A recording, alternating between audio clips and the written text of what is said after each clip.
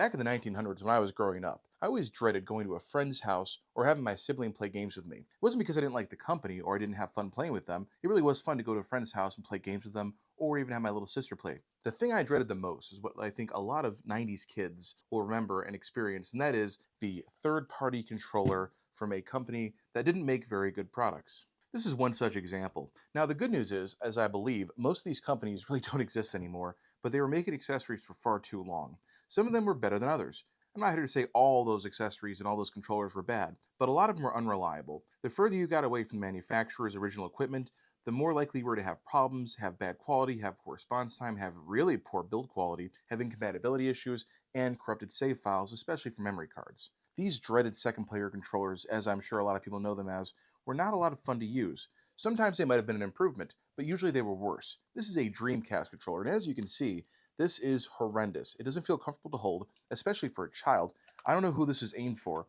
And on top of that, this part here on the joystick is like all over the place. It's spinning. Not very good. Now, these controllers usually included things like turbo fire and things like that. Usually they were created in order to save as much money as possible and make a cheaper product that would appeal to parents. And I'm sure it did, because even now I have a hard time buying a second controller for like a PlayStation or an Xbox without thinking of the cost that original equipment actually incurs. Now, of course, you didn't want anything like this for your main controller. If you had these for a main controller, that was not good. You wanted these for when someone came over. And really, to be honest with you, they are good enough for that for the most part. The only issue is because they were cheaply made, they tended to break a lot quicker, the wiring wasn't very good, and trust me, when I take a lot of these apart, the biggest issue I find is the wires were barely attached in the first place. But for the budget-conscious parent, these kind of worked out. Some of them were worse than others, some were better than others, some were officially licensed, like this Piranha Pad here for the PlayStation, this being, of course, a more or less copy of the original PlayStation 1 controller.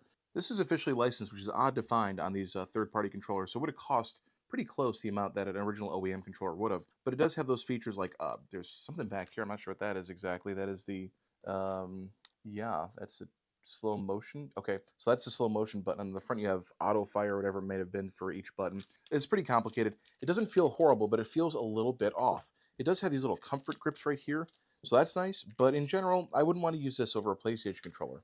Some controllers felt a little bit better to use, especially since the N64 controller was not for everyone. This Mako pad here is one such thing. It feels a little bit better, and in general, it's not as bad as the others, but it's still really, really bulky in all the wrong places, especially here and here. Now, maybe that's to get to the Z trigger, I don't know, but even my fat adult hands don't like holding the controller like that. That's saying something, because something like this looks better than the N64 controller, but is functionally worse. So when I talk about these old controllers, these old third-party controllers, well, that's because I have a problem, and I think a lot of people my age also have that same problem. When they hear aftermarket controller, when they hear third-party controller, the thing that probably comes to mind the quickest to them is poor quality, discomfort, poorly made.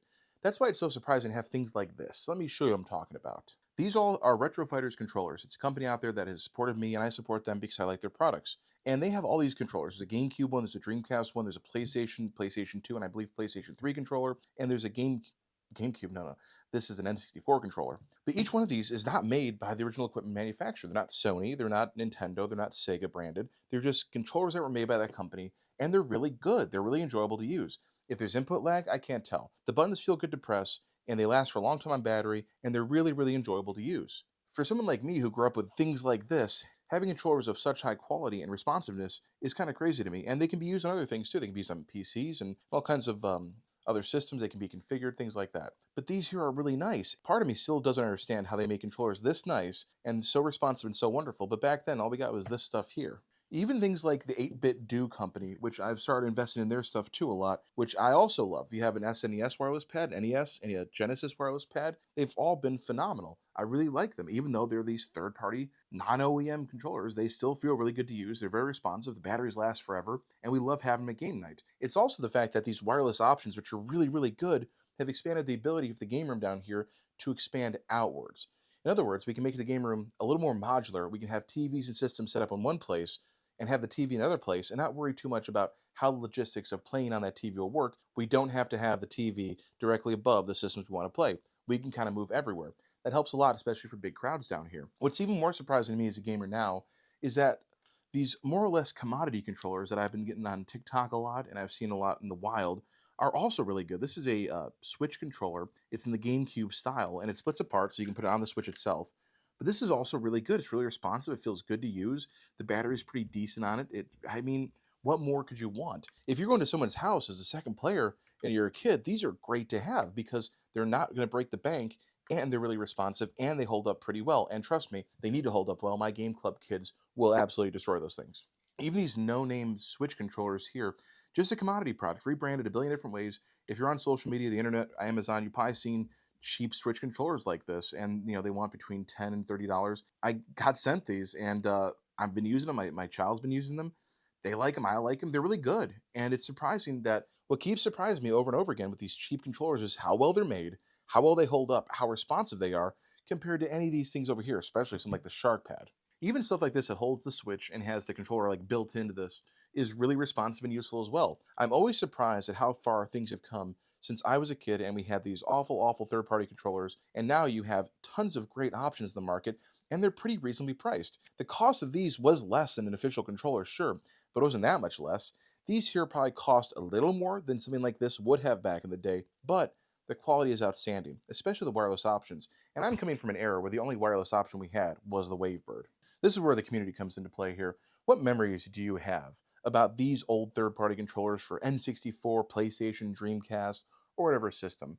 I don't remember them being very good. I remember them being like I remember those being the guest controllers that you never wanted to use for yourself. But in general, I think we've come a long way since these controllers showed up. And I'm curious to hear what your opinions on Retro Fighters and 8-Bit Do and all these other brands are. Chime on in the comments if you want to, and we'll see you in the next one.